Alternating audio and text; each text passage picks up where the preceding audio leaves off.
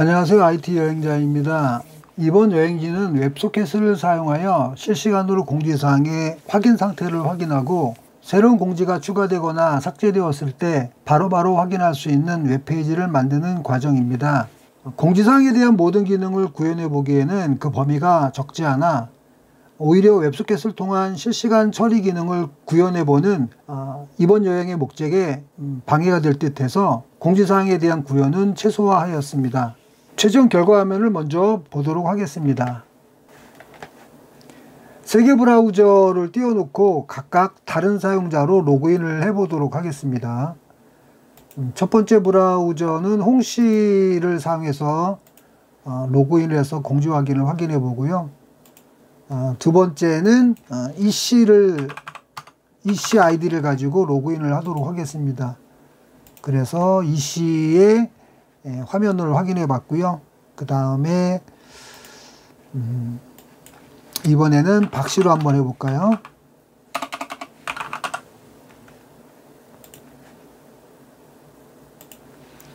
자, 보시면 알 수 있듯이 각 유저별로 미확인된 공지사항을 따로 이렇게 표시가 되고 있는 걸 확인해 볼 수 있고요.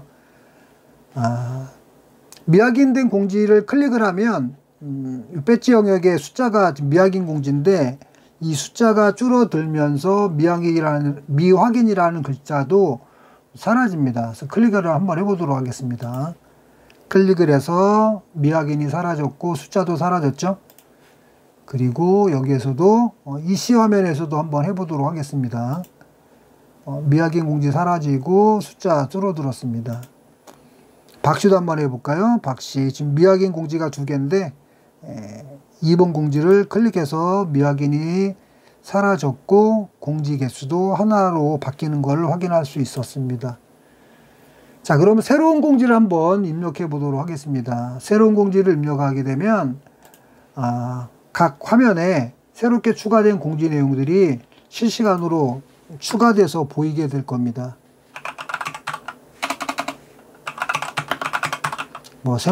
제목하고 내용하고 똑같이 새로운 공지라고 하는 이름으로 입력을 해서 작성 버튼을 눌러 보도록 하겠습니다. 그러면 홍씨가 작업을 했지만 홍씨 화면에서도 새로운 공지가 추가됐고요. EC 화면에서도 새로운 공지, 그다음 박씨 화면에서 새로운 공지고 지금 보시는 것처럼 배지가 애니메이션 효과로 3배 정도 커졌다가 줄어드는 것을 확인해 보실 수 있습니다. 그리고 미확인 공지 개수도 늘어나 있죠. 이번에는 박씨도 한번 새로운 공지를 집어넣도록 해보도록 하겠습니다.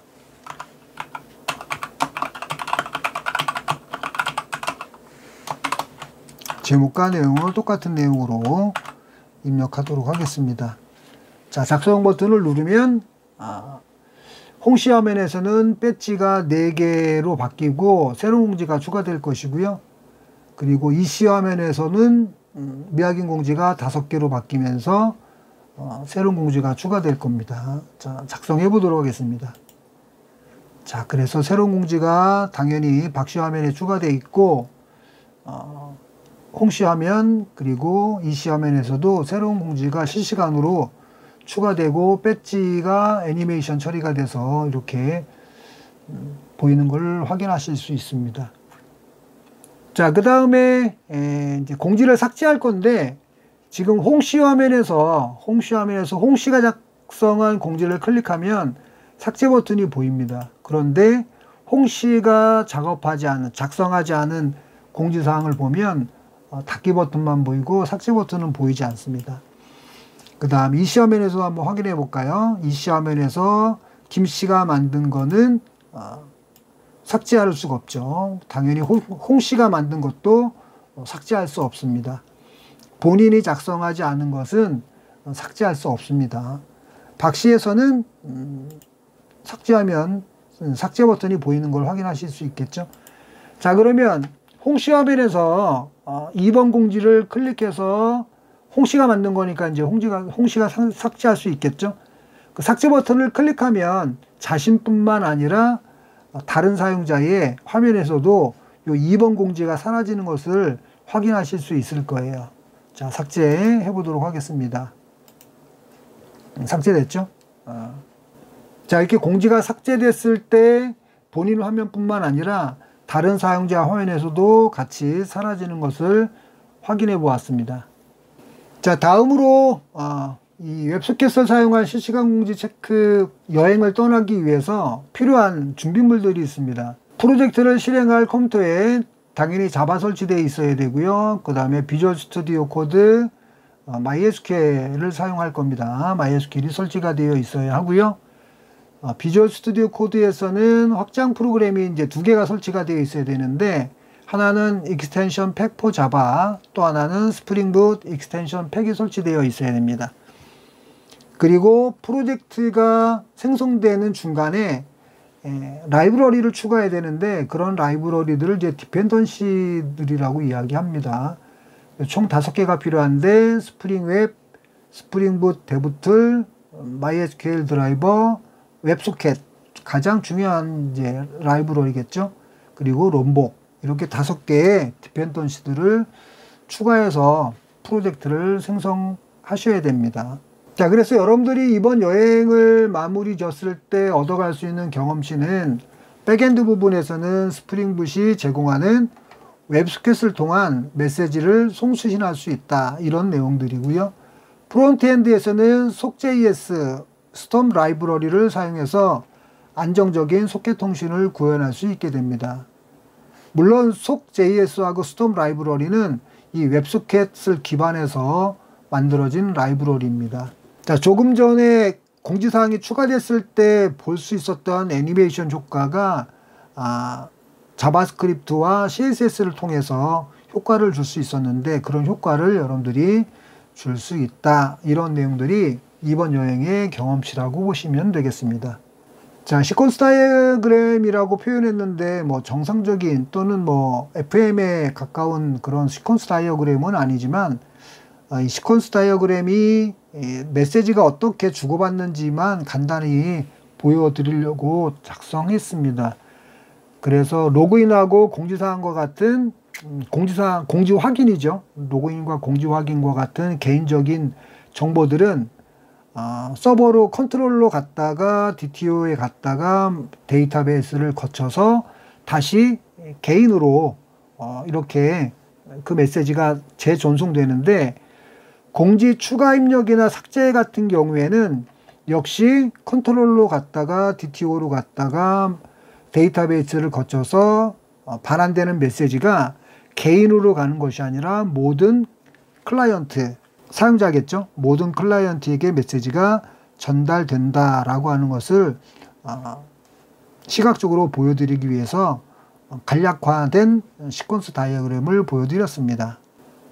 자, 만들어 나갈 과정입니다. 테이블 생성부터 시작해서 이제 자바스크립트까지 작업을 해야 될 건데, 자, 우리가 테이블을 생성하기 전에 GitHub에 올라가 있는 프로젝트를 다운로드 받아서 로컬 컴퓨터에 설치를 해서 프로그램을 실행하는 과정을 먼저 보여드리고, 그리고 테이블을 생성해 보도록 하겠습니다.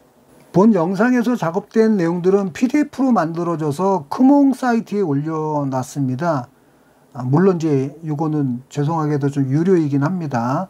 이 문서를 몇몇 부분은 참고를 해서 영상을 만들도록 하겠습니다. 자, 프로젝트와 관련된 코드는 GitHub에 올라가 있는데, 이렇게 GitHub 주소 영상 참조나 더보기에 올려놓도록 하겠습니다. GitHub 주소를 클릭을 해서 자, 그러면 이제 GitHub 주소에 링크되어 있는 GitHub 주소로 올라왔고요. 사이트 주소는 이렇게 되어 있습니다. 자, 여기 보면 초록색으로 코드 부분이 있는데, 거기에서 다운로드 칩을 선택하시면 되겠습니다. 자, 일단 다운로드가 됐고요. 다운로드된 이 파일을 압축을 푸시면 되겠습니다. 압축을 푼 폴더를 통째로 저는 C 드라이브에 마이 프로젝트라고 하는 곳으로 이동시켜 놓도록 하겠습니다. 깃에서 다운로드 받은 압축 파일이 리얼타임 메시지 메인이지만 상관은 없습니다. C 드라이브에 저는 마이 프로젝트라고 하는 곳에 이동을 시켜놨고요. 어디든 상관은 없습니다. 자, 비주얼 스튜디오 코드를 열어서 좀 전에 이동시켜놨던 폴더를 선택하도록 하겠습니다. 그래서 파일 메뉴에 오픈 폴더, 그렇게 해서 C 드라이브에 마이 프로젝트에서 이동시켜 놓은 폴더의 이름을 선택을 하도록 하겠습니다. 자, 그러면 뭐 디펜던시들이 설치가 되어 있고 기타 등등 스프링 프로젝트로 되어 있는데 라이브러리를 쭉 읽어서 설치를 하고 있는 과정이 보이게 될 겁니다. 시간은 좀 걸려요. 자, 잠시 기다리면 프로젝트가 다 설치가 끝났고요. 자, 우리가 이 웹소켓을 사용한 실시간 공지 체크 프로젝트를 만들면서 또는 여행을 떠나면서 비주얼 스튜디오 코드 익스텐션 2가지를 설치를 해야 된다라고 말씀을 드렸는데, 그 중에서 스프링보트 익스텐션 팩이 설치가 되어 있다면 이렇게 스프링보트 대시보드가 아이콘이 보일 거예요. 얘를 클릭하면 프로젝트명이 리얼타임 메시지라고 하는 프로젝트명이 보이고요. 플레이 버튼, 런 버튼이죠. 런 버튼을 클릭하면 2개 항목이 이렇게 표시가 될 겁니다. 이 2개 항목은 이제 자바 클래스 안에 메인 메소드가 있는 파일명들은 다 보이기 때문에 2가지 항목이 선택 항목이 나오는데, 그 중에서 리얼타임 메시지 어플리케이션이라고 하는 2번째 항목을 클릭하시면 될 것 같습니다. 자, 그러면 프로젝트가 쭉 실행이 되고요. 서버 포트나 기타 등등을 우리가 손댄 일이 없기 때문에 출력 결과를 보면 이렇게 톰캣 인베디드 되어 있는 톰캣입니다. 내부적으로 돌아가는 톰캣의 포트 번호가 8080이다 라고 하는 것을 알려주네요. 자, 그리고 폴더 구조를 보면 HTML 파일이 리소스 안에 스태틱 안에 HTML 안에 index.html이에요. 이 파일을 실행시켜야 됩니다. 브라우저를 열어서.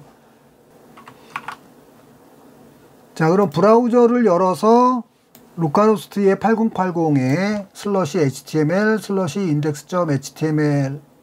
/index.html을 키인해서 실행을 시키면 지금 보시는 화면과 같이 프로젝트가 실행된 결과를 보실 수가 있을 것입니다.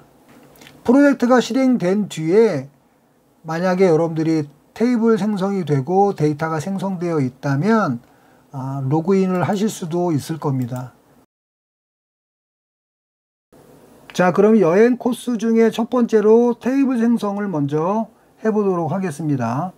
테이블 생성과 샘플 데이터 입력은 우리가 수작업으로 입력할 것은 아니고요. 설치한 프로젝트 파일을 가보시면 init 데이터베이스라고 하는 자바 파일이 있습니다. 이 파일을 실행시켜서 테이블과 데이터를 입력을 할 겁니다.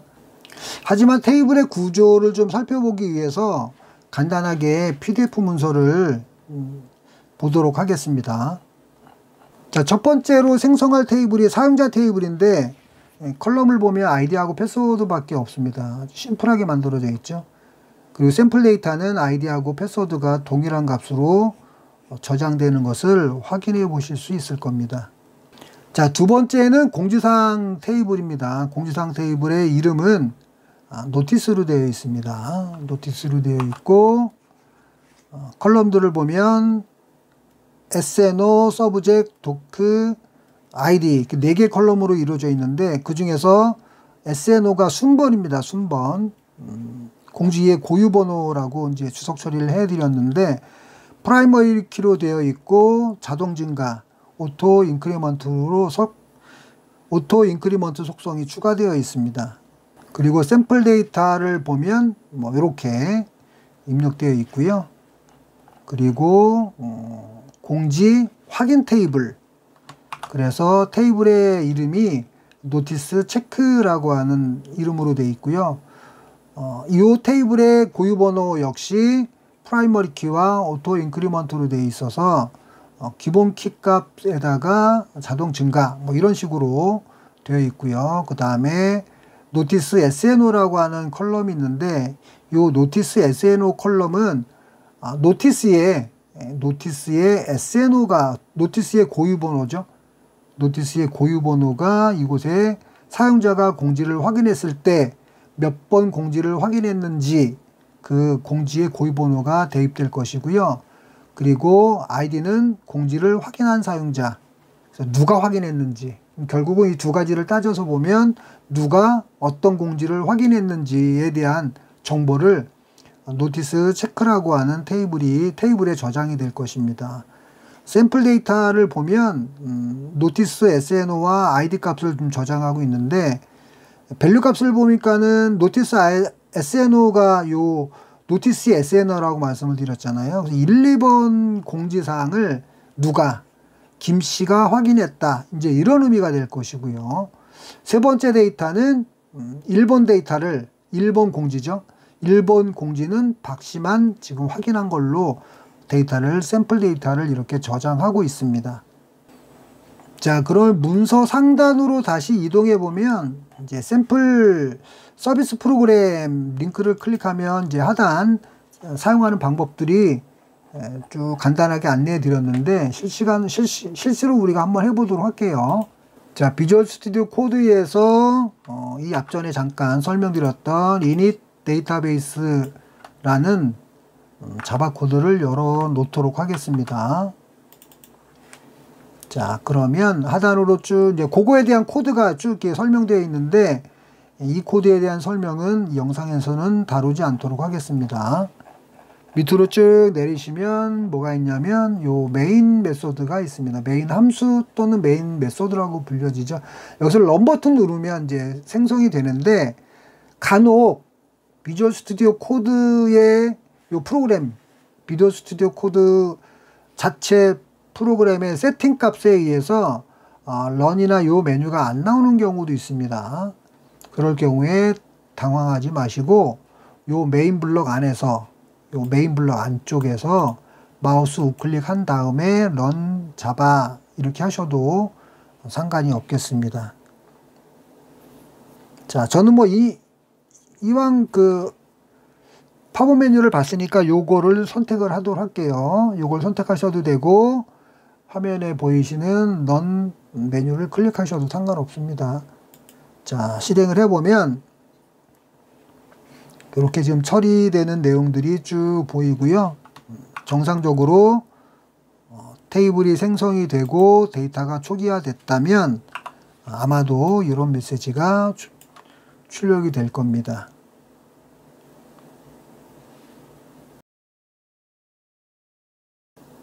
자, 이번 여행지의 두 번째 코스인 프로젝트 생성을 해보도록 하겠습니다. 자, 우리는 이미 앞서서 깃허브의 레파지토리에 있는 프로젝트를 다운로드해서 프로젝트를 설치를 하고 실행을 해 보았지 않습니까? 하지만 프로젝트를 만드는 과정 또한 이 여행지에서 중요한 포인트 중 하나이기 때문에 처음부터 프로젝트를 생성을 한번 해보도록 하겠습니다. 이 비주얼 스튜디오 코드 메뉴에 가서 뉴 윈도우를 만들어서 프로젝트를 하나 생성을 하도록 하겠습니다. 기존에 실행했던 이 프로젝트는 종료를 해 두도록 하겠습니다. 새롭게 만들어진 프로젝트랑 충돌이 일어날 가능성이 있기 때문에 종료를 하도록 하겠습니다. 그리고 창을 닫아 두도록 하겠습니다. 자, 새로운 윈도우에서 저는 창을 좀 키워놨습니다. 바탕화면을 보면 컨트롤 쉬프트 P를 누르면 어떤 커맨드들을 볼 수 있다 이렇게 안내되어 있는데 컨트롤 쉬프트 P를 눌러서 프로젝트를 생성해 보도록 하겠습니다. 자, 이런 창이 나오는데 검색을 좀 하시면 되겠습니다. 스프링 init 이라고 하는 문자만 쳐도 스프링 이니셜라이저 크리에이트 메이븐 프로젝트라고 하는 메뉴가 보입니다. 이걸 선택하도록 하겠습니다. 그리고 스프링 붓 버전은 여러분들하고 저랑 다를 수 있습니다. 네. 최신 버전을 그냥 선택을 할게요. 3.4.5. 그리고 프로젝트에 사용될 랭귀지는 저는 자바. 그리고 그룹 아이디를 선택을 해야 되는데 이 그룹 아이디는 자바 클래스가 만들어질 때 패키지명으로 사용됩니다. 그래서 도메인의 역순을 입력해야 되는데 도메인이 없으신 분들은 그냥 뭐 아무거나 키인을 하셔도 됩니다. 그리고 아티팩 아이디를 선택을 해야 되는데 이 아티팩 아이디가 나중에 폴더가 만들어져요. 이 이름으로 프로젝트가 저장될 폴더가 만들어지고 이 앞서서 전 단계에서 입력했던 그룹 아이디랑 합쳐져서 전체 자바 패키지가 만들어집니다. 그래서 저는 리얼타임 메시지라고 작업을 해 놓도록 하겠습니다. 그리고 배포 패키지는 뭐 배포까지는 우리가 하진 않을 거지만 와를 선택해 두시는 것이 좋을 듯 합니다. 웹일 경우엔. 그리고 설치된 자바. 프로그램을 설치하는 과정은 이 영상에 담겨져 있지 않지만 요 문서를 보면 오픈JDK가 17버전을 뭐 설치했다 이런 이제 내용들이 있어서 저는 17버전을 선택하도록 하겠습니다. 자, 그 다음에 여기에서 디펜던시들을 선택을 하셔야 되는데 처음에 프로젝트를 안내를 드릴 때 스프링봇 디펜던시는 스프링웹, 스프링봇 데브툴, MySQL 드라이버, 웹소켓, 롬복을 설치해야 된다라고 말씀드렸는데 이 5개를 선택하도록 하겠습니다. 자, 저랑 또 여러분들이랑은 좀 이 안내되는 메시지가 다를 수 있습니다. 먼저 검색을 할게요. 스프링웹. 저 스프링만 쳐도 스프링웹이 나오네요. 선택. 그리고 스프링붓 데브툴. 뭐 스프링붓만 쳐도 이렇게 데브툴. 그 다음에 MySQL 드라이버. MySQL만 치니까 MySQL 드라이버 나오네요. 그리고 웹소켓. 그리고 마지막으로 롬복.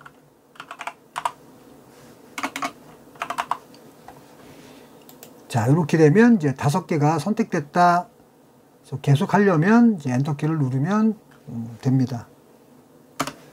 자, 이제 마지막 단계로 프로젝트가 설치될 폴더를 지정을 하시면 됩니다.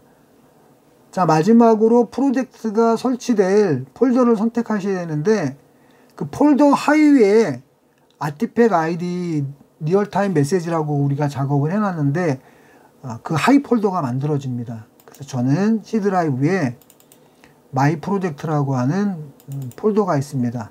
그리고 마이 프로젝트라고 하는 폴더를 선택을 하고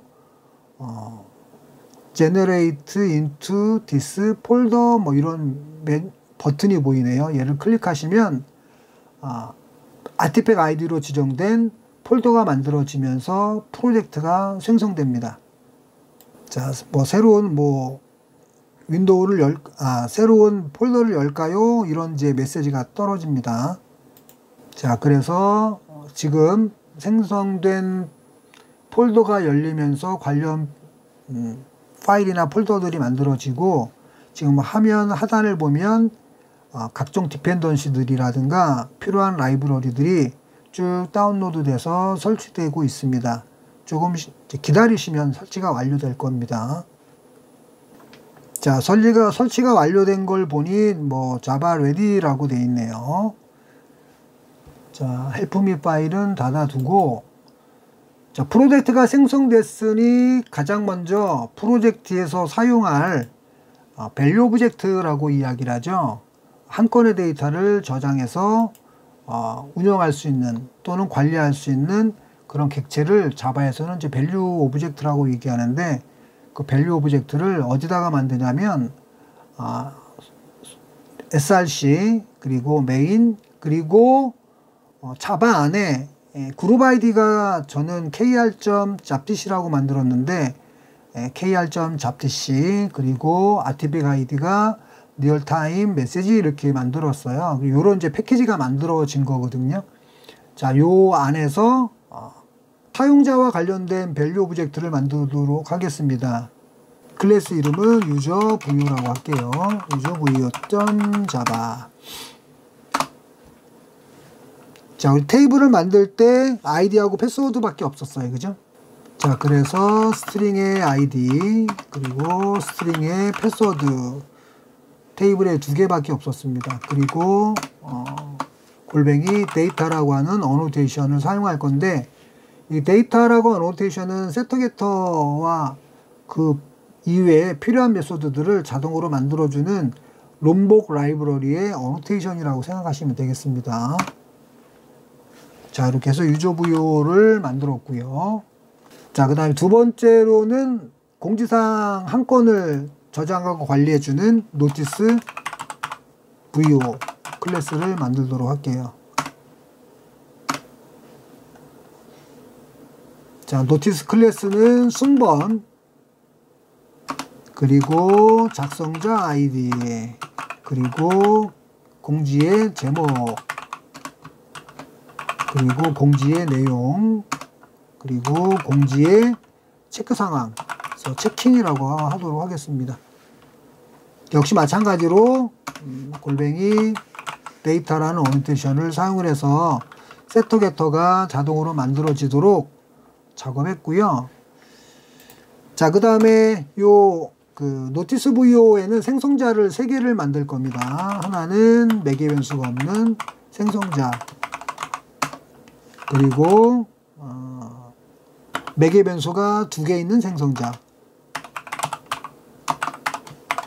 그래서 하나는 아이디를 넣고 하나는 순번을 넣고 하는 생성자를 만들도록 할게요.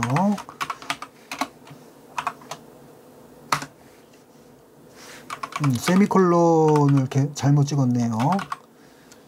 자, 그래서 필드로 아이디는 아이디로, 그리고 필드로 SNO는 SNO 값을 대입하는 생성자 하나가 있고요. 그 다음에 생성자를 하나를 더 만들도록 하겠습니다. 이번엔 매개 변수가 3개입니다. 스트링, 서브젝, 그리고 스트링, 도크, 그리고 스트링, 아이디. 역시 마찬가지로 서브젝은 서브젝으로, 그리고 도큐멘트죠. doc는 doc로, 그리고 id는 id로 필드에 대입하는 생성자, 이렇게 해서 매개 변수가 없는 생성자, id와 공지의 순번이죠. 고유번호, 공지의 고유번호를 갖는 생성자, 그리고 제목과 내용과 작성자를 갖는 생성자, 이렇게 3개를 추가해서 VO 클래스를 만드는 과정을 마무리 짓도록 하겠습니다. 자, 이번에는 세 번째 여행 코스인 웹소켓 서버 설정을 해보도록 하겠습니다. 자, 비주얼 스튜디오 코드 화면으로 다시 되돌아와서 웹서버 소켓 설정은 웹소켓 컨피그라고 하는 클래스를 만들어서 작업하도록 하겠습니다.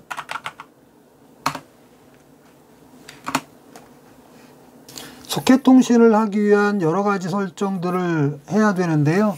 클래스를 만들어 둔 후에 웹소켓 메시지 브로커 컨피거, 클래스 명이 좀 길죠. 스프링에서 제공해주는 웹소켓 환경을 설정해주는 인터페이스입니다.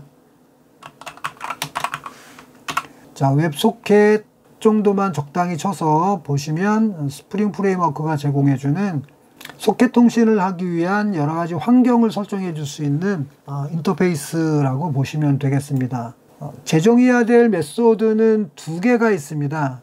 제정해야 될 메소드는 손쉽게 찾을 수 있는데, 이 클래스 안쪽에서 컨트롤 점을 누르시면 이런 메뉴가 보입니다. 이때 override implement 메소드라고 하는 항목을 선택을 하시면 추상 메소드를 쉽게 추가할 수 있습니다. 클릭하겠습니다. 자, 이 항목 중에서 우리가 제정해야 될 메소드 첫 번째는 configure message broker라고 하는 추상 메소드고요. 또 하나는 register stomp endpoint라고 하는 추상 메소드, 이렇게 두 개를 재정의를 해야 됩니다. 선택을 하셨으면 이제 OK 버튼 누르시면 되겠죠. 자동으로 설치되어 있는 코드들은 다 삭제해 주시고요.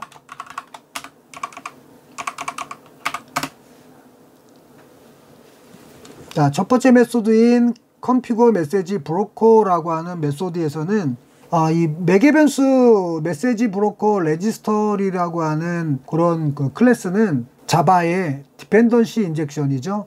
의존성 주입을 통해서 전달받는 그런 인수값이다라고 생각하시면 됩니다. 그 인수값에 레지스터리라고 되어 있잖아요. 레지스터리에 enable simple broker라고 하는 메소드를 사용을 해서 누구에게 메시지를 전송할 것인가를 설정한다라고 생각하시면 되겠습니다. 저는 이제 토픽이라고 할게요. 토픽. 그래서 얘를 이제 메시지 브로커라고 얘기합니다.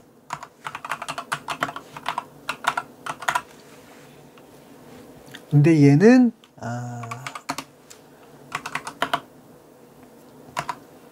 어떤 클라이언트에게 메시지를 줄 것인가, 그렇게 우리가 생각하시면 되겠습니다.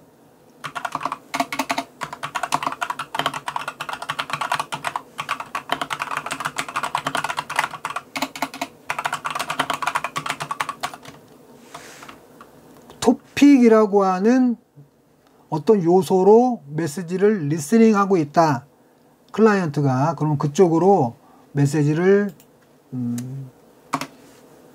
보내주는 거죠. 그 다음에 두 번째는 역시 레지스터리에 set application destination prefix라고 하는 메소드를 통해서 앱이라고 하는 놈을 지정을 할 건데, 얘는 어플리케이션의 경로라고 생각하시면 됩니다. 어플리케이션 경로의 접두사.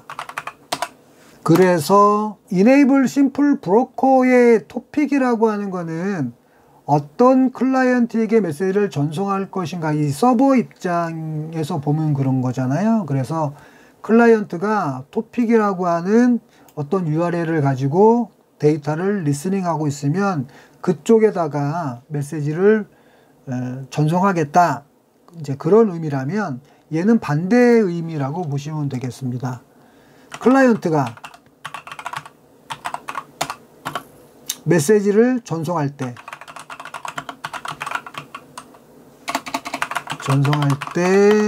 사용하는 URL의 URL의 접두사라고 생각하시면 되겠습니다. 뭐 뒤에서 나오겠지만, 예를 들어서 클라이언트가 앱에 로그인이라고 하는 어떤 URL을 가지고 메시지를 전송했다. 그러면 이 서버는 이 앱이라고 하는 접두사가 붙었잖아요. 그래서 이 그 웹 소켓 컨피그라고 하는 클래스가 활성화가 돼서 돌아갈 때, 프로그램이 실행이 될 때 앱이 들어왔네, 그러면 내가 메시지를 받겠다, 뭐 그런 개념이라고 생각하시면 되고, 주석 처리가 빠졌네요.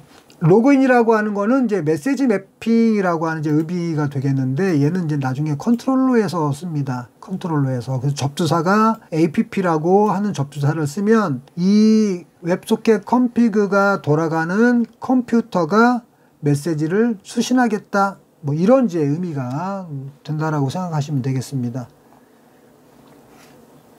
자, 그 다음에 두 번째 메소드는 register stomp endpoint라고 하는 메소드인데, 얘 역시 매개 변수로 들어온 레지스터리에 add endpoint.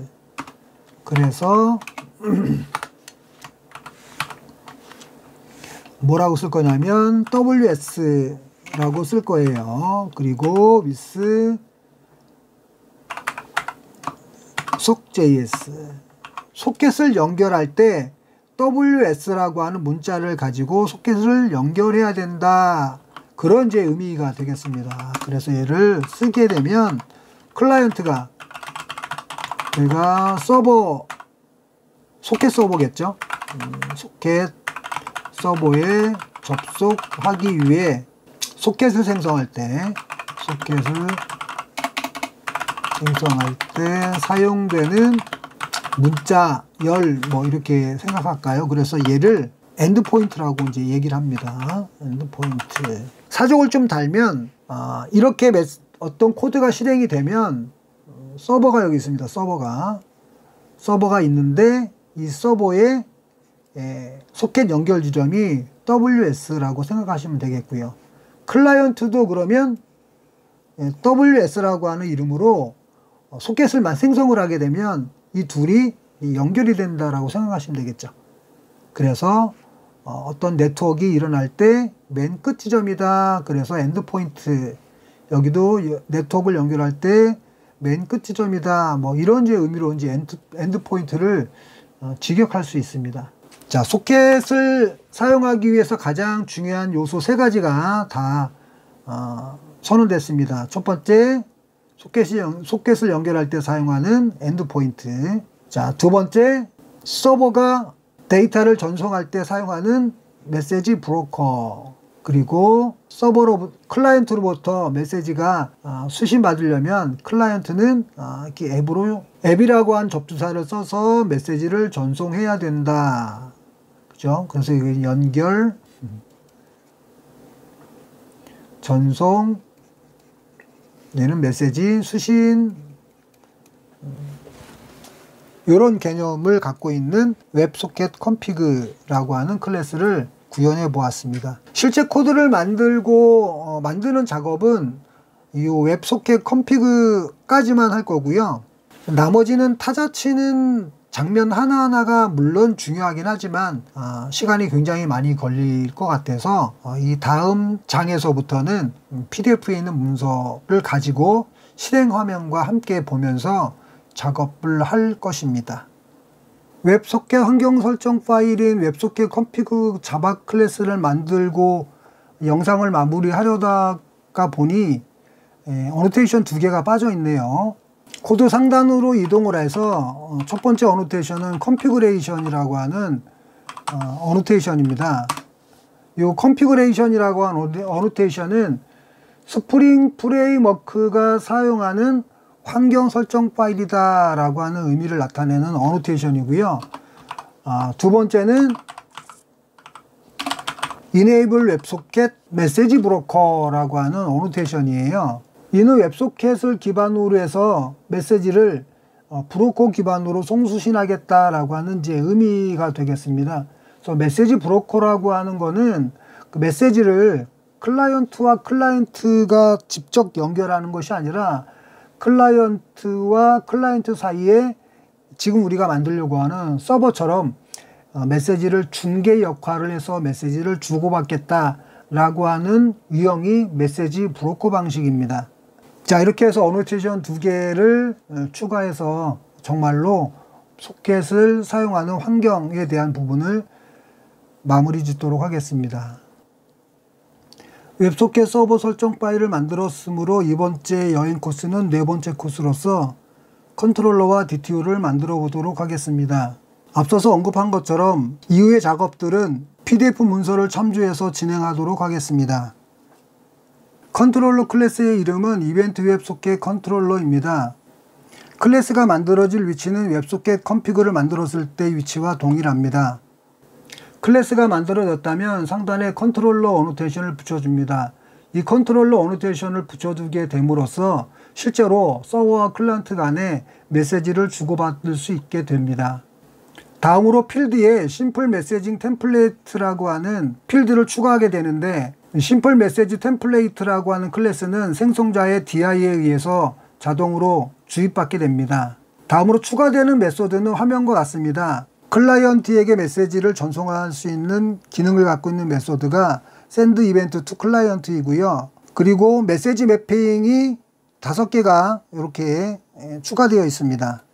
모든 클라이언트에게 메시지를 전송할 수 있는 기능을 갖고 있는 메소드가 추가되어 있습니다. 그 중에 하나 메시지 매핑이 로그인으로 되어 있는 부분을 분석을 좀 해보면 이 메시지 매핑은 실제로 클라이언트가 이와 같은 문자열을 사용해서 메시지를 전송하게 되면 이 첫 번째 이 앱이라고 하는 부분은 웹소켓 컨피그라고 하는 클래스를 설명할 때 드렸던 웹소켓 경로의 접두사였고요. 그 다음에 뒤에 붙어 있는 로그인이 바로 이 메시지 매핑입니다.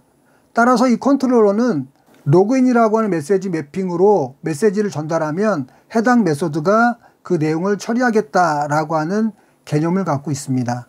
자, 그러면 소스가 작성된 순서대로 각 메소드들에 대한 부분을 살펴보도록 하겠습니다. 좀 전에 설명드렸던 내용들은 하단에 간략하게 안내되어 있고요. 자, 첫 번째로 메시지를 전송할 때 사용되어지는 메소드입니다. 전달될 메시지는 맵 구조로 전달됩니다. 함수 안쪽을 보면 send URL이라는 문자열이 정의되어 있는데 이 send 문자열은 topic 슬러시 이벤트의 id 값, 전달된 메시지 안에 id를 가지고 와서 문자열을 만들게 됩니다. 이 문자열을 이 id 값이 홍이라고 하면, 그죠? 여기 보면 id 값이 만약에 홍이라고 하면 send URL이라고 하는 문자열은 topic 슬러시 이벤트 홍이라고 하는 문자열이 만들어지는데, 실제로 이 문자열은 어떤 의미가 있냐면 클라이언트가 메시지를 서버로부터 받아들이기 위해서 계속 리스닝을 하고 있는데 그 리스닝을 할 때 사용되는 문자열이 토픽, 이벤트, 홍과 같은 문자열로 리스닝을 하고 있는 그 클라이언트에게 해당 메시지를 전달하겠다라고 하는 의미가 되겠습니다. 따라서 이 홍씨에게만 메시지를 전달하겠다, 그런 개념이 되겠죠. 다음으로 클라이언트가 로그인이라고 하는 메시지 매핑을 전달했을 때 실행되는 메소드입니다. 클라이언트로부터 전달받은 데이터는 맵 구조의 매개 변수로 전달받습니다.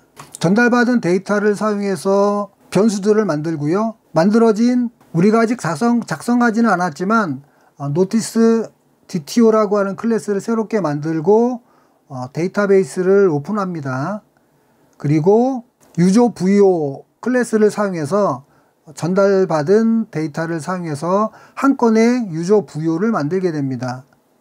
만들어진 유저 VO를 사용해서 DTO 클래스에 로그인이라고 하는 메소드를 호출해서 로그인이 정상적으로 이루어졌다면, 즉 아이디와 패스워드를 갖고 있는 데이터가 있다면 그 반환되는 값이 참이라고 하는 값이 반환이 되고요.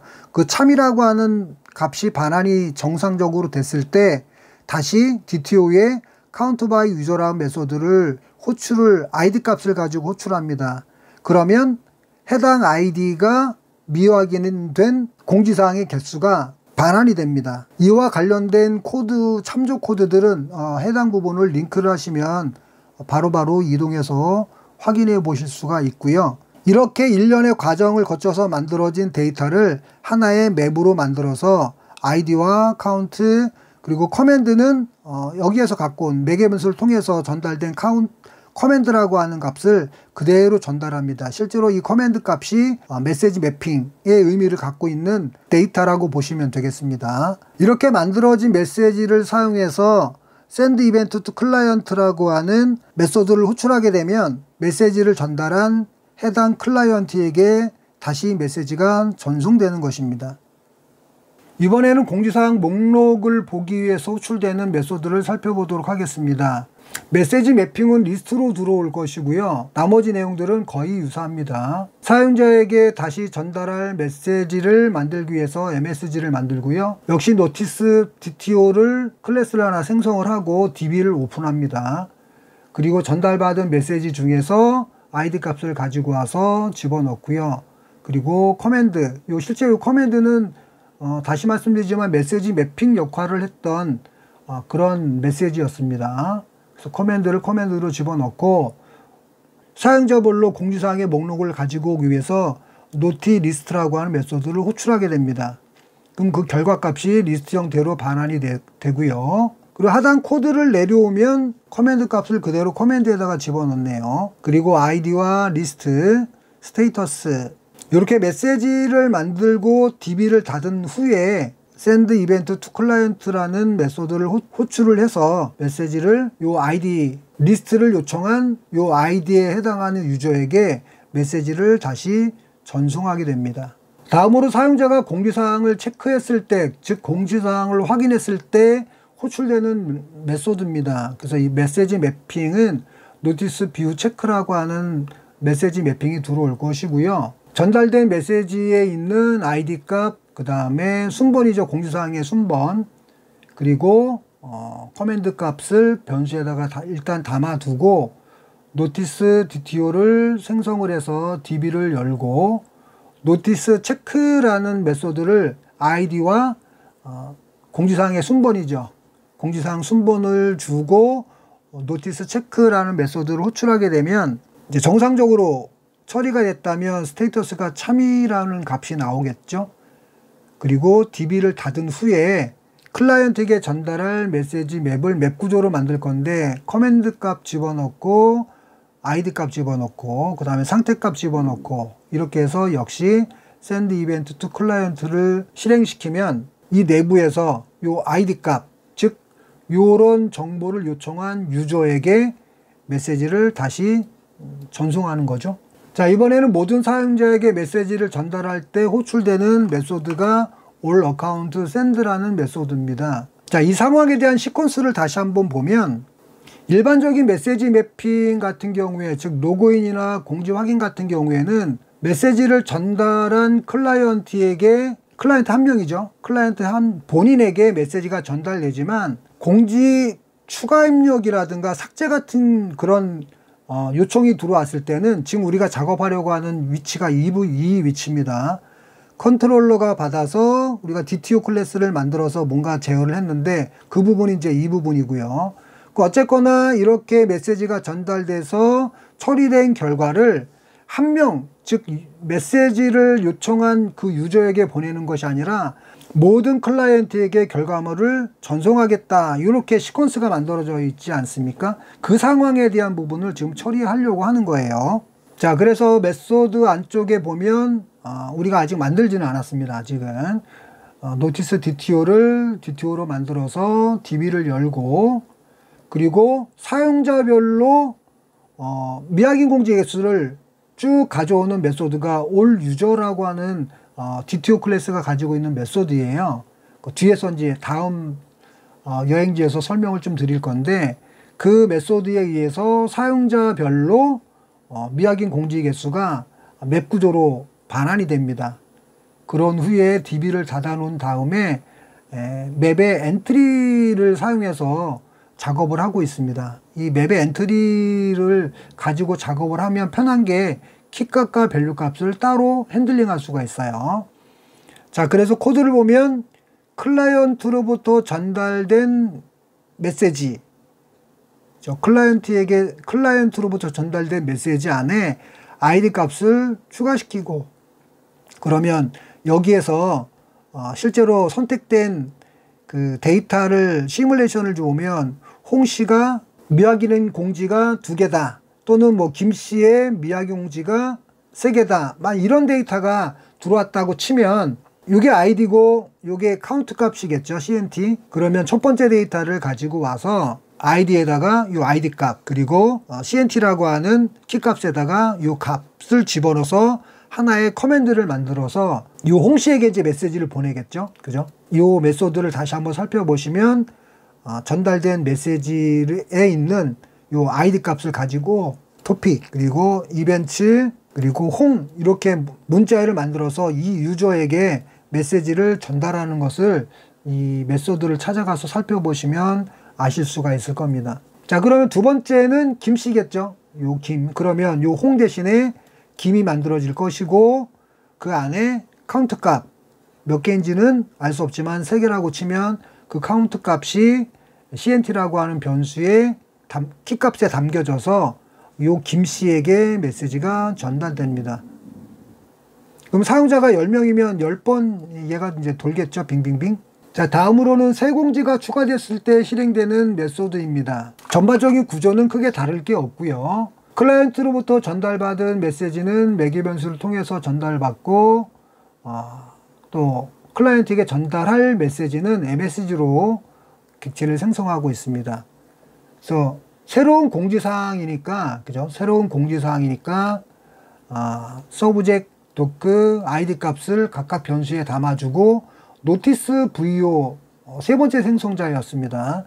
노티스 VO의 세 번째 생성자를 통해서 그 값을 전달해주고 노티스 VO라고 하는 객체를 만드네요. 그리고 DTO를 만들어서 DB 오픈해 준 다음에 DTO가 가지고 있는 노티스 인서트란 메소드를 호출하면 새로운 공지가 이제 입력이 됩니다. 데이터베이스에. 그리고 select last one이라고 하는 메소드를 실행시키면 이 메소드에 의해서 맨 마지막에 저장된 노티스, 바로 요 내용이겠죠. 요 내용을 가지고 있는 데이터를 한 번 더 데이터를 가지고 선택을 해서 last noti VO라고 하는 객체를 만드는데, 이렇게 만들 수밖에 없는 이유는 이 노티스가 저장이 될 때 프라이머리 키와 그리고 오토 인크리먼트로 되어 있는 그 컬럼이 테이블에 순번 SNO이었습니다. 이 SNO는 자동 증가되는데 그 값을 가지고 오기 위한 방법이라고 생각하시면 되겠습니다. 물론 이제 MySQL에서는 이 마지막에 증가된 그 오토 인크리먼트죠. 오토 인크리먼트로 그 증가된 값을 가져올 수는 있습니다. 가져올 수는 있지만 또 그러면 이것저것 여러 가지 또 옵션을 확인해 보고 옵션에 대한 부분을 처리하고 이런 과정들이 있기 때문에 차라리 맨 마지막에 입력된 데이터를 그냥 한번 가지고 오면 부수적인 요소들이 없이 단순히 셀렉트 문장만 가지고도 처리할 수 있기 때문에 그렇게 처리했다라고 생각하시면 되겠습니다. 그리고 마지막에 입력된 정보이기 때문에 다 미확인 정보겠죠. 그래서 노티스 VO에 체킹이라고 하는 필드에 미확인을 집어넣어서 최종적으로 모든 클라이언트에게 전달할 노티스가 만들어지고요. 그래서 DB를 좀 닫은 다음에 커맨드는 클라이언트가 전달한 커맨드 그대로 설정을 하고요. 그리고 ID 값 세팅해주고 상태값 참이겠죠. 상태값 체크를 해주고 그리고 마지막에 입력된 공지사항의 정보 설정해주고 all account send, 즉 모든 유저에게 해당 메시지를 전달하도록 메소드를 호출했다. 즉 새로운 공지가 들어오면 관련 정보를 처리하고 모든 유저에게 해당 사항을 전달하고 있다 라고 하는 것으로 정리해 볼 수 있습니다. 자, 이번에 이제 컨트롤러의 마지막입니다. 컨트롤러의 마지막인데 공지 삭제를 했을 때, 공지가 삭제됐을 때 불려지는 메소드입니다. 삭제된 공지는 메시지라고 하는 맵 구조로 전달받게 되고요. 각 클라이언트에게 전달할 메시지는 MSG라고 하는 이름으로 생성하고 있습니다. 수신된 메시지로부터 ID 값 가지고 오고 그 다음에 삭제하려고 하는 공지사항의 순번을 정수로 바꿔서 SNO에서 담고 있습니다. 그 값을 가지고 노티스 VO 객체를 만드는데 아이디와 삭제할 공지사항의 순번을 가지고 노티스 VO를 만들어 둡니다. 노티스 DTO를 생성하고 DB를 오픈한 후에 노티스 델리트라는 메소드를 호출해서 실제로 공지사항이 삭제되겠죠. 이곳에서 우리가 아직 만들지는 않았지만, 그리고 DB를 닫은 다음에 그리고 커맨드 값은 노티스 델리트라고 하는 커맨드 메시지 매핑이지만 커맨드 값이 이렇게 들어올 거예요. 그 값을 다시 설정을 해주고 그리고 삭제한 순번, 공지사항의 순번 설정해주고 상태값 설정해주고 역시나 마찬가지로 모든 클라이언트에게 해당 메시지를 전달하기 위해서 all account send 메소드를 호출합니다. 자, 이것으로 해서 클라이언트가 메시지를 전달했을 때 그 메시지를 수신하고 관련 처리된 내용을 다시 클라이언트에게 전달하는 컨트롤러 부분을 분석해 보았습니다. 자, 이번에는 노티스 DTO 클래스에 대해서 살펴보도록 하겠습니다. 노티스 DTO 클래스는 DTO라고 하는 이름으로 부르겠습니다. 왼쪽에는 컨트롤러 코드를 열어놨고요. 오른쪽에는 이제 PDF 문서를 열어놨는데 서로 연결되는 부분이 많아서 같이 열어놨고요. 그리고 브라우저를 하나 열어서 실행창도 같이 보면서 DTO 클래스에 대한 설명을 하도록 하겠습니다. 이 DTO 클래스는 실제로 컨트롤러로부터 호출돼서 데이터베이스를 연결해서 처리하는 그런 코드로 만들어져 있는데, 실제로 이 DTO 클래스에서 마이바티스를 사용하게 되면 쿼리라든가 기타 등등이 좀 짧게 작성될 수 있으나, 마이바티스는 또 마이바티스까지 사용을 하게 되면 러닝 커브가 훨씬 더 높아질 거기 때문에 마이바티스는 사용하지 않았고요. 그리고 이 DTO 클래스를 스프링의 컴포넌트로 만들어서 사용을 하게 되면 싱글톤 형태로 운용될 수 있습니다. 만약에 여러분들이 마이바티스를 사용할 수 있고 스프링 컴포넌트에 대한 경험이 있으시다면 그렇게 작업해 보시는 것도 이번 여행에 큰 즐거움이지 않을까 그렇게 생각이 됩니다. 자, 어쨌거나 노티스 DTO 클래스는 이 컨트롤러를 만든 그 위치에다가 만들어서 작업을 하시면 되겠습니다. 자, 먼저 전체 코드를 먼저 보시면은 상단에 데이터베이스 연결과 관련된 필드들을 선언했고요. 그리고 데이터베이스를 열고 닫는 메소드가 선언되어 있고, 컨트롤러로부터 호출되는 각종 메소드들이 쭉 선언되어 있습니다. 이 순서대로 코드를 살펴보도록 하겠습니다. 자, 먼저 필드들에는 어떤 것들이 있는지 잠깐 살펴보면, 데이터베이스를 연결하는 커넥션과 그 다음에 SQL 문장들을 실행할 수 있는 프리페어드 스테이트먼트 객체, 그리고 결과를 받아오는 리졸트 셋, 그리고 데이터베이스의 URL 이렇게 보시면은 이지라고 하는 데이터베이스를 사용하고요. 그리고 현업에서는 사용해서는 안 되는 부분이긴 하지만 본 여행지에서는 예외로 처리하도록 하겠습니다. 데이터베이스를 연결해서 사용할 수 있는 권한자가 루트, 그리고 암호는 1,4개로 선언되어 있습니다. 자, 오픈 메소드를 사용을 해서 커넥션을 생성을 했고요. 그리고 크로즈라고 DB 크로즈라고 하는 메소드를 통해서 사용했던 프리페어드 스테이트먼트와 커넥션 객체를 닫아주는 그런 메소드를 선언해 두었습니다. 자, 제일 먼저 로그인 부분을 살펴보도록 하겠습니다. 자, 먼저 컨트롤러는 이미 설명되어 있지만, 컨트롤러를 보면 사용자가 로그인 버튼을 클릭하고 나서 확인 버튼을 누르면 요 아이디와 암호를 사용해서 로그인이라고 하는 컨트롤러가 이제 호출되게 되도록 그렇게 구성을 해놨고요. 그리고 아이디와 암호는 맵 구조로 바뀌어서 맥 이벤트로 전달되도록 그렇게 구성되어 있습니다. 자, 그래서 컨트롤러에서 아이디하고 암호 기타 등등을 세팅을 해서 노티스 DTO, 즉 DTO 클래스를 만들었죠. 만들고 여기 보시면은 로그인이라고 하는 메소드를 호출하게 되면 이 부분이 실행된다라고 생각하시면 되겠죠. 따라서 이 아이디하고 암호를 매개 변수를 해서 파라미터로 해서 전달하면 이 VO가 데이터를 받겠죠.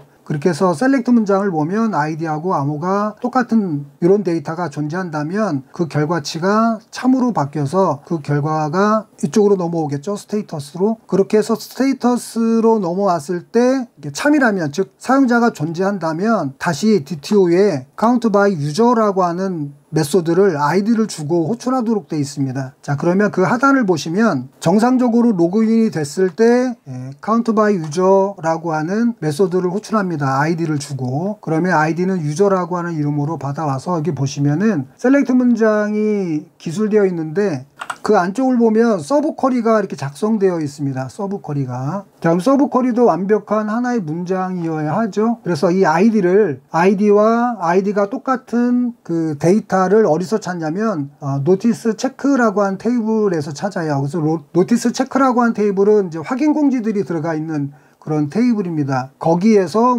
뭘 갖고 오냐면 노티스 SNO라고 하는 컬럼인데, 요 노티스 SNO는 실제로 노티스 테이블의 순번, 그 정보들이 저장되어 있는 컬럼이에요. 자, 이렇게 해서 셀렉트가 됐다고 하면, 만약에 홍씨라고 예상을 좀 해봅시다.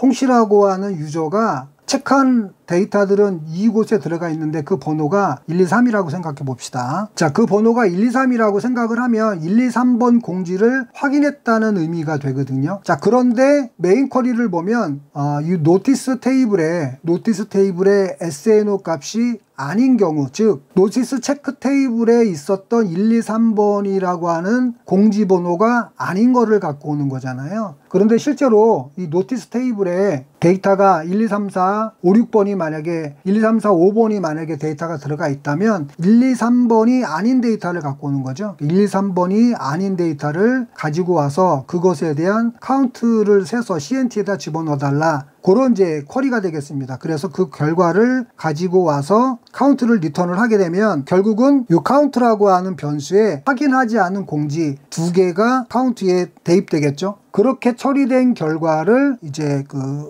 send event to client라고 하는 메소드를 사용해서 메시지를 전송하게 되어 있습니다. 그러면 홍씨에게 이 메시지가 다시 반환이 돼요. 카운트 값이. 그래서 그 결과를 확인해 보면 확인 버튼을 클릭했을 때 로그인이라고 하는 메시지 매핑이 실행이 되고 그렇게 해서 이 카운트 바이 유저까지 실행이 돼서 그 처리 결과가 뭐 이런 식으로 이제 나오는 거죠. 여기서는 미확인 공지가 이제 3개로 나오네요. 자, 이런 과정을 거치는 게 로그인이라고 하는 컨트롤러에서 메시지 매핑을 만나게 되면 로그인이라고 하는 메소드를 실행하고 로그인이라고 하는 메소드가 성공적으로 실행했다면 미확인 공지를 가져오는 부분을 컨트롤러와 DTO 클래스를 같이 확인해 보면서 코드를 살펴보았습니다. 자, 셀렉트 문장에 대한 설명은 하단에 간략하게 설명을 좀 해놨고요. 이번에는 공지 목록을 가져오는 부분을 살펴보도록 하겠습니다. 자, 공지 목록도 컨트롤해 보면 여기에서 실행화면에 요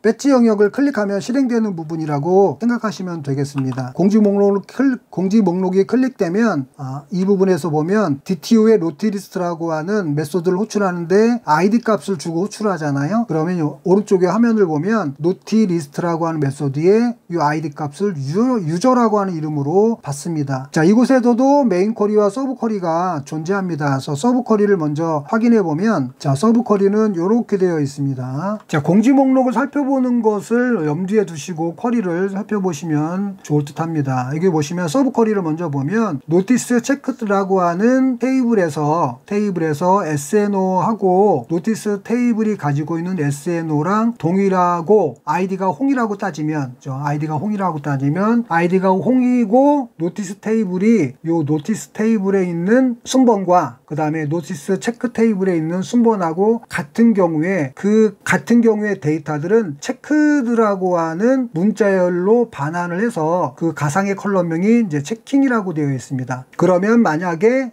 순번이 이렇게 1, 2, 3, 4, 5번이 만약에 있을 때 요거는 노티스 테이블이라고 생각을 하시고요. 그리고 요거 n이라고 표현할까요? 그리고 노티스 체크라고 하는 테이블에는 만약에 홍씨가 확인한 테이블이 1, 2, 3번이라고 하면 요 1, 2, 3번의 데이터들을 찾아서 체킹이라고 하는 가상의 컬럼명에는 체크드가 붙어 있겠죠. 여기에는 체크드, 여기도 체크드가 붙어 있고 나머지 4, 5번에는 체크드가 붙어 있지 않을 거예요. 그렇게 가상의 컬럼명인 체킹이라고 하는 곳에 체크들을 가지고 데이터를 가지고 와서 어떤 거랑 뿌려주냐면 이 노티스 테이블의 아이디와 그 다음에 순번 그리고 제목과 도큐멘트가 셀렉트가 돼서 하나의 목록이 만들어집니다. 자, 그렇게 목록이 만들어진 것을 가지고 하나의 노티스 VO를 만들어서 선택된 셀렉트 문장을 빙빙빙 돌면서 VO를 리스트 객체에다가 추가해서 그 결과값을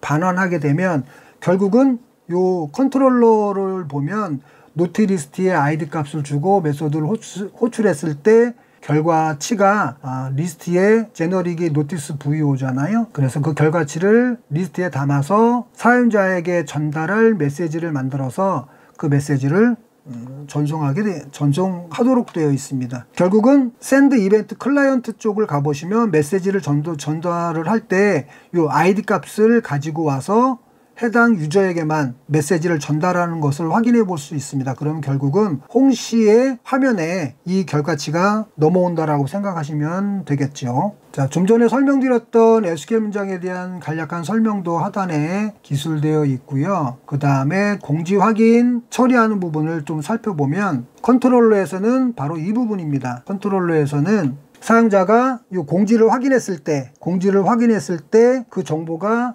메시지라고 하는 맥 구조의 파라미터로 전달이 돼서 전달된 데이터를 가지고 이 SNO가 이제 SNO하고 이 아이디가 굉장히 중요한 부분입니다. 그래서 이 아이디하고 SNO를 주고 DTO 클래스에 노티스 체크를 호출하면 결국은 얘를 호출하는 거가 되겠죠. 자, 그래서 아이디하고 SNO를 넘겨받아서 인서트 문장이 실행되고 있네요. 인서트 노티스 체크라고 하는 테이블에 확인한 공지의 순번 그리고 확인한 사람, 결국은 이 실행 화면을 보면 홍씨가 3번 데이터를 클릭했다라고 하면, 그죠?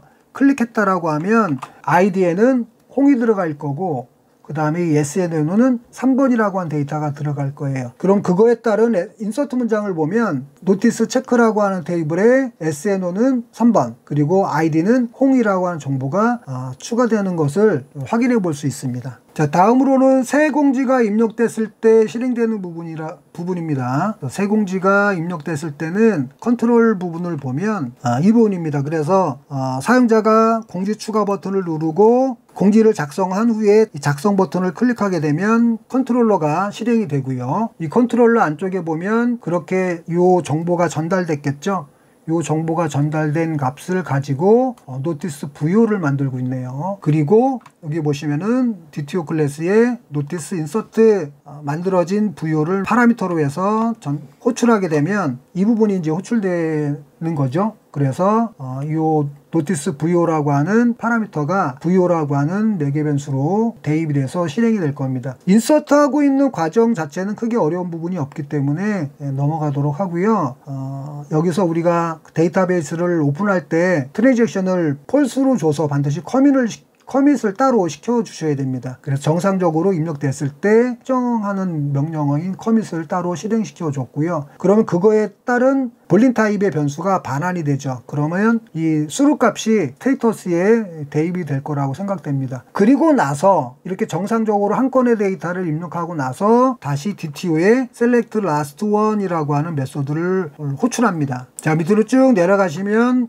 select last one이라고 하는 메소드를 보실 수 있을 겁니다. 컨트롤러를 설명할 때 설명은 되어 있지만 이 마지막으로 입력된 한 건의 공지사항을 다시 읽어서 가져오는 그런 프로세스입니다. 그래서 셀렉트 문장을 보면 노티스라고 하는 테이블에서 SNO를 내림차순 정렬해서 리미트 0,1 이렇게 해서 첫 번째 데이터에서 한 개를 가지고 와라, 이렇게 SQL 문장이 만들어졌습니다. 다시 한번 설명드리면 마지막에 입력된 공지사항을 다시 갖고 오기 위한 가장 큰 목적은 마지막으로 저장된 순번, 이 SNO를 가지고 오기 위한 작업이다 라고 생각하시면 될 듯 합니다. 자, 이렇게 해서 데이터를 가지고 와서 노티 VO라고 하는 객체에 담아서 리턴을 하게 되면 그 결과가 last 노티 VO라고 하는 객체에 심겨지고, 맨 마지막에 입력된 거기 때문에 다 미확인이겠죠. 그래서 그 클래스에 체크인이라고 하는 필드에 미확인이라고 하는 정보를 담아서 모든 클라이언트에게 보내고 있네요. 그죠? 모든 클라이언트에게 메시지를 보내고 있더라. 자, 다시 코드를 위로 쭉 올려서 이번에는 공지 삭제 부분을 살펴보도록 하겠습니다.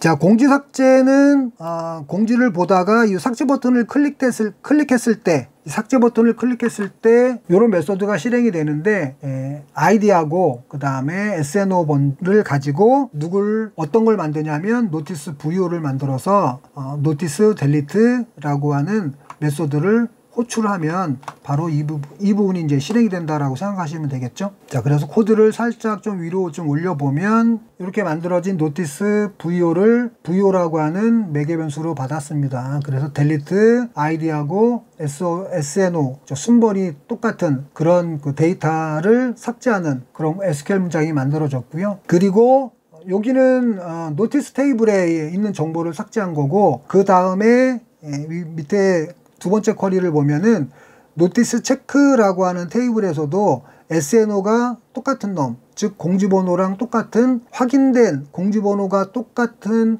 공지를 누군가가 확인했다면 그 정보도 삭제하기 위해서 노티스 체크라고 하는 테이블에 있는 정보도 공지의 순번을 가지고 삭제하는 쿼리가 실행되고 있습니다. 자, 그렇게 삭제를 하고 나서 그거에 대한 SNO를 리턴하는 메시지에 담아서 역시 모든 클라이언트에게 메시지를 전달을 해서 이 번호의 공지가 삭제됐다라고 하는 의미의 메시지가 전달되겠죠. 모든 사용자에게. 자, 다음으로 all user라고 하는 메소드가 있는데 이 all user라고 하는 메소드는 컨트롤러에서 all account send라고 하는 메소드가 호출됐을 때 여기에 호출되는 그런 메소드입니다. 자, 이 부분도 이 SQL 문장을 이해하는 게 굉장히 중요합니다. 자, 이런 SQL 문장을 좀 더 간략하게 표현을 해보면 이런 식으로 이제 표현이 됩니다. 겉에 메인 쿼리에서 id 값을 갖고 오고, 그리고 A라고 하는 서브 쿼리가 있고, 그 다음에 B라고 하는 서브 쿼리가 있는데 B에서 선택되어 있는 어떤 항목들이 아닌 것, not in 이렇게 되어 있습니다. 그 SNO가 이 서브 쿼리인 B에서 선택된 것이 아닌 것, 그 부분이 이제 이렇게 이 B 부분을 먼저 보면 이런 쿼리로 되어 있습니다. 그래서 이 쿼리는 앞서서 잠깐 좀 살펴봤지만 이 아이디하고 이 노티스 체크 테이블의 아이디하고 파라미터로 들어온 유저 아이디하고 같은 것의 노티스 SNO, 즉 확인한 어떤 정보들의 순번이겠죠. 그죠? 순번. 그래서 만약에 이 정보에 1, 2, 3번이라고 하는 정보가 만약에 있다면 1, 2, 3이라는 정보가 있다면 1, 2, 3이라고 하는 값이 선택돼서 넘어가는데, 그러면 그 B를 감싸고 있는 메인 쿼리이긴 하지만 이 B를 감싸고 있는 쿼리조차도 이제 서브 쿼리입니다.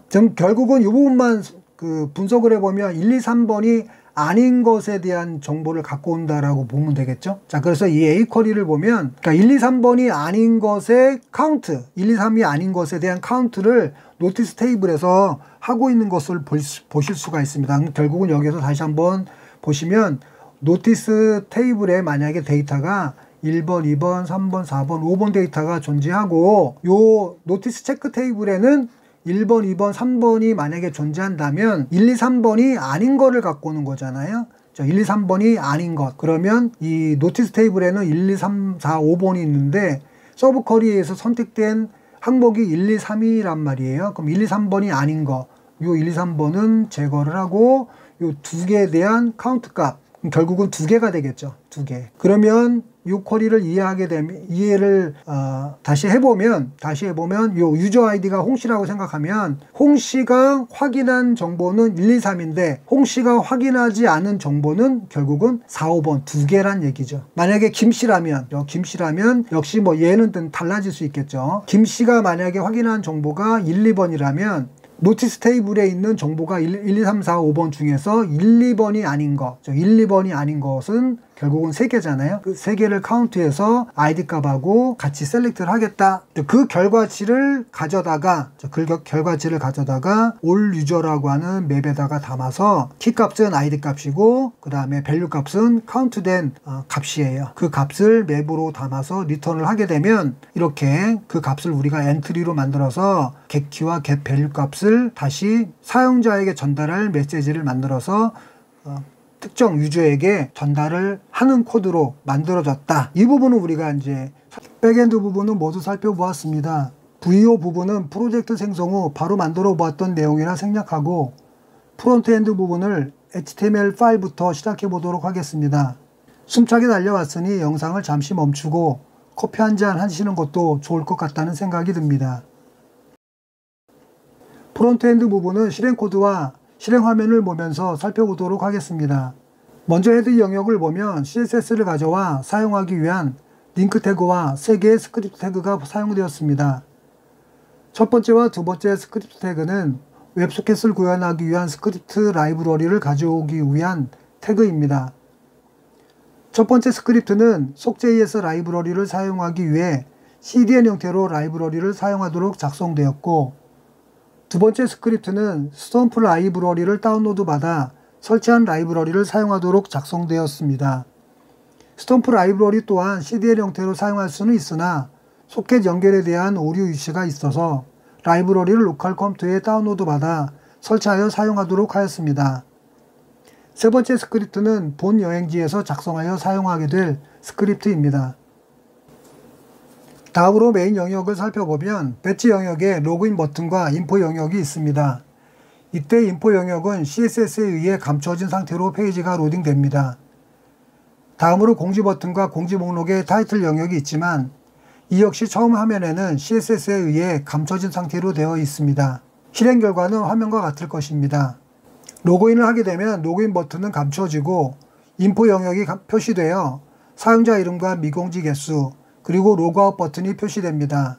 사용자가 배지 영역의 숫자를 클릭하면 아래에 있는 템플레이트가 공지사항의 개수만큼 복사되어 아이템 영역에 추가되어 화면에 표시가 됩니다. 이 템플레이트 영역이 자바스크립트를 사용하여 공지의 개수만큼 복사되어 아이템 영역에 추가될 부분입니다. 템플레이트 태그는 화면에 렌더링되지 않습니다.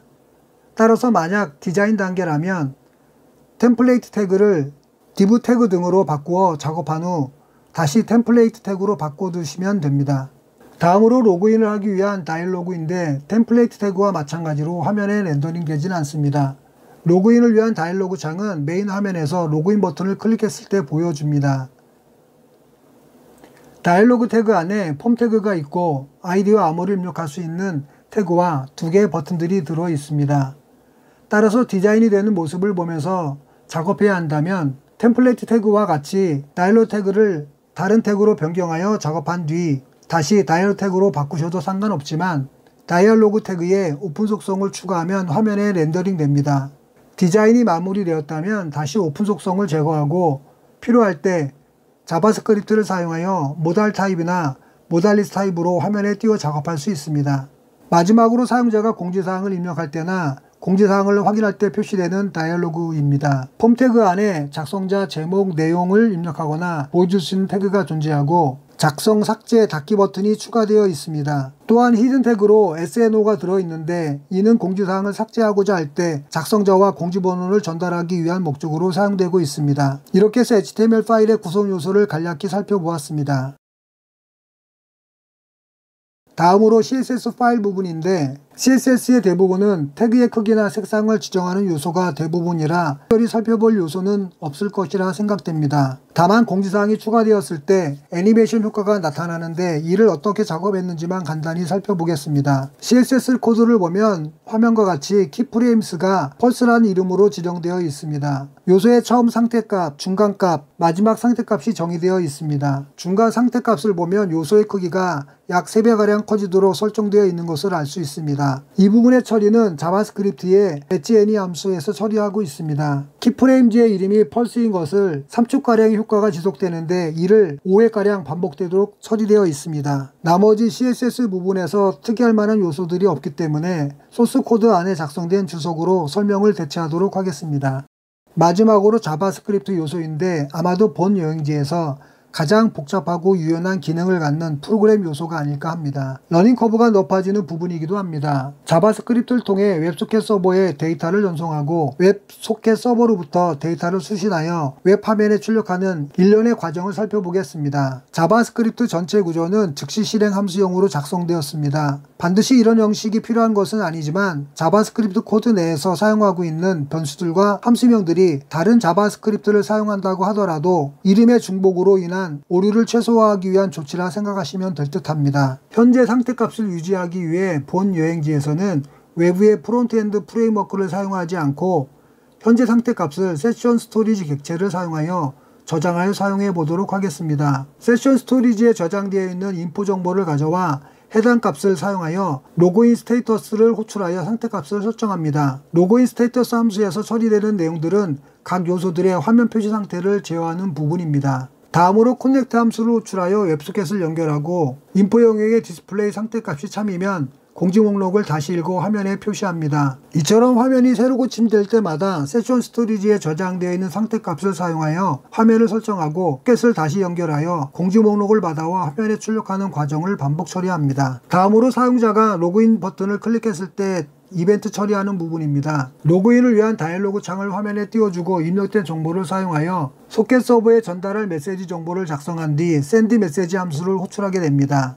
로그인 버튼이 클릭되면 먼저 다이얼로그로 만들어진 태그를 가져와 모달 타입으로 화면에 띄워줍니다. 모달 타입은 띄워진 창이 닫혀질 때까지 다른 요소들의 접근이 제한되는 기능을 갖고 있는 타입입니다. 만약 모달 타입이 아니라 모달리스 타입으로 화면을 띄워보면 화면과 같은 결과로 나타납니다. 모달리스 타입의 다이얼로그 창이 띄워졌을 때는 다이얼로그 창 이외의 영역에 있는 요소들도 키보드나 마우스로 핸들링되는 특징을 갖고 있습니다. 이 두 가지를 참조하여 필요한 기능을 선택하여 사용하시기 바랍니다. 다이얼로그 창 안에 있는 취소 버튼을 클릭하면 모달 창이 닫혀집니다. 다이얼로그 창에 있는 확인 버튼을 클릭하게 되면 다이얼로그 창에 있는 폼 태그를 가져옵니다. 가져온 폼 태그 정보 중 id 값을 사용하여 웹소켓을 연결하도록 커넥트 함수를 호출합니다. 커넥트 함수는 프로미스를 반환하기 때문에 연이어 된 함수를 사용할 수 있습니다. 즉 소켓이 정상적으로 연결되어 있다면 된 블럭이 실행되고 오류가 발생했다면 캐치 블럭을 실행하게 됩니다. 소켓이 연결되었다면 폼 태그 안에 있는 아이디와 암호 그리고 커맨드의 로그인 정보를 담아 메시지를 호출하도록 샌드 메시지 함수를 호출합니다. 소켓 연결 부분과 메시지 전송 부분은 뒤에서 살펴보도록 하겠습니다. 로그아웃 버튼이 클릭되었을 때 처리될 내용들입니다. 본 프로젝트가 실제 운영될 때에는 로그인과 로그아웃을 했을 때 소켓 서버에 로그인 상태값을 전달하여 불필요한 네트워크 트래픽이나 내부 리소스 사용 등을 최소화하는 과정이 필요하지만 본 여행지에서는 실무적으로 꼭 필요한 요소라 할지라도 러닝 커브를 고려하여 구현하지 않았습니다. 이 점은 널리 양해 부탁드리겠습니다. 여행이란 게 본래 한번 여행 가서 해당 여행지의 모든 것을 경험해 보겠다고 한다면 아마도 여행이 아니라 고행이 되지 않을까 생각됩니다. 거두절미하고 코드를 보면 세션 스토리지에 저장되어 있는 상태 정보를 제거하고 화면에 표시되어 있는 요소들의 상태값도 초기 상태로 되돌려 놓습니다. 마지막으로 연결되어 있던 웹소켓의 커넥트를 종료하는 것으로 로그아웃 버튼의 처리를 마무리합니다.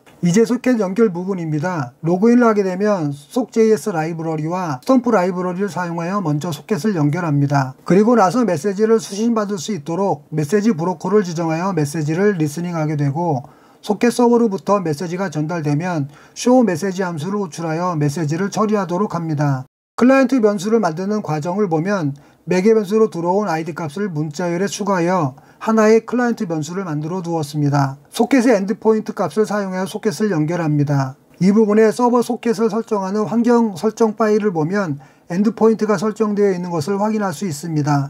즉 서버가 설정한 엔드포인트로 연결하겠다는 의미가 되겠습니다. 다음으로 연결된 소켓을 사용하여 메시지를 주고받을 수 있는 스톰프 클라이언트를 생성하고 있는데 이 부분에서 사용되는 라이브러리가 바로 스톰프 라이브러리입니다. 이렇게 생성된 스톰프 클라이언트를 사용하여 메시지 수신을 리스닝하고 있는데 이때 사용되는 변수가 클라이언트입니다. 만약 전달된 id 값이 홍이라면 서버에서 토픽 이벤트 홍으로 전송한 값을 수신하겠다는 의미가 되겠습니다. 수신된 실제 데이터 값은 바디에 포함되어 있는데 이를 사용하여 show 메시지 함수를 호출하여 클라이언트 요소들을 처리하고 있습니다. 이번에는 클라이언트가 소켓 서버로 메시지를 전송하는 기능에 대해 살펴보겠습니다. 전달된 메시지 값에서 커맨드 값을 가져와 클라이언트 변수를 생성합니다. 만약 커맨드 값이 로그인이라면 앱 로그인이 되는데 이는 메시지를 수신받을 서버의 경로가 앱임을 의미합니다. 이때 서버의 경로는 웹소켓 컨피그에서 아래와 같이 정의되어 있습니다. 또한 커맨드에 들어있는 값이 로그인일 때 이는 메시지 매핑 값을 의미합니다. 컨트롤러에 정의되어 있는 메시지 매핑 주소가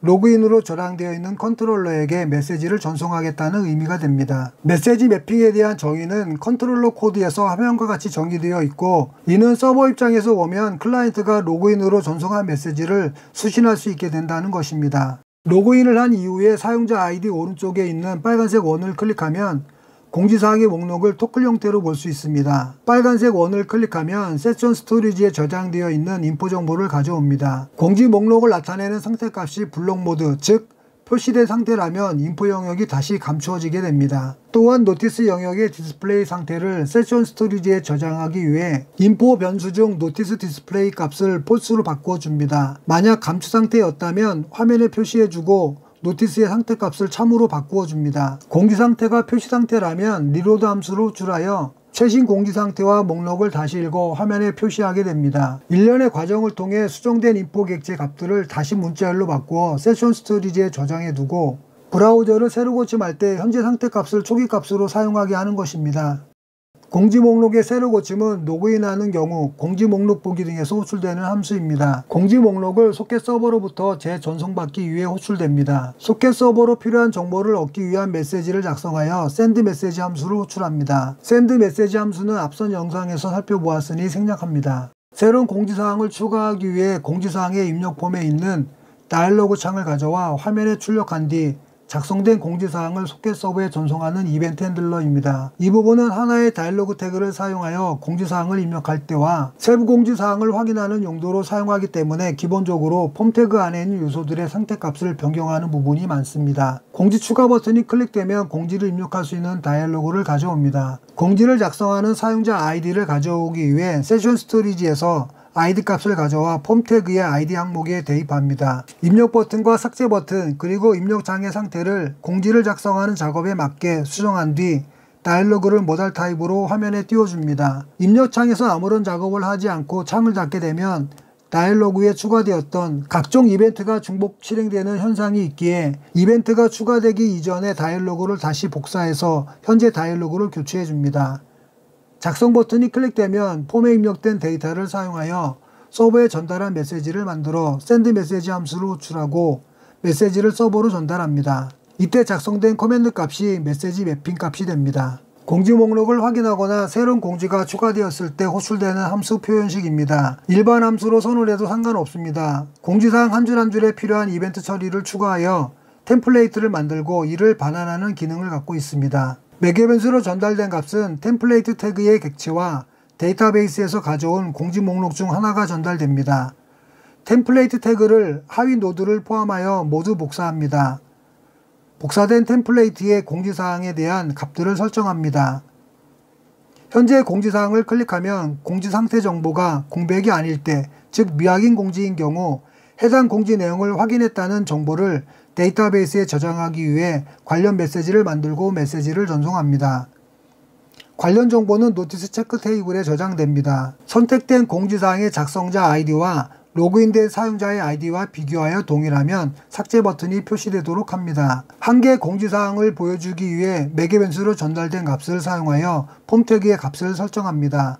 공지사항 상세 보기 화면에서 삭제 버튼을 클릭했을 때 관련 정보를 메시지로 만들어 소켓 서버로 전송합니다. 이때 삭제되는 데이터는 노티스 테이블에서 SNO, 즉 공지사항의 순번에 해당하는 데이터와 노티스 체크 테이블에서 노티스 SNO가 SNO에 해당하는 데이터입니다. 이때 전달되는 커맨드 값 역시 메시지 매핑 주소인데 이는 공지 삭제에 관한 컨트롤 부분과 DTO 부분을 다시 한번 참조해 주시길 바랍니다. 다이얼로그 창을 닫게 되면 로그인 창에서도 살펴보았듯이 공지사항 입력 또는 표시 화면에서 추가되었던 모든 이벤트들이 제거될 수 있도록 다시 다이얼로그의 원본을 복사하여 현재 다이얼로그를 교체합니다. 이렇게 작업해 두어야 다이얼로그에 추가되었던 이벤트들이 중복 실행되지 않습니다. 소켓 서버로부터 공지사항의 목록들이 전송되었을 때 호출됩니다.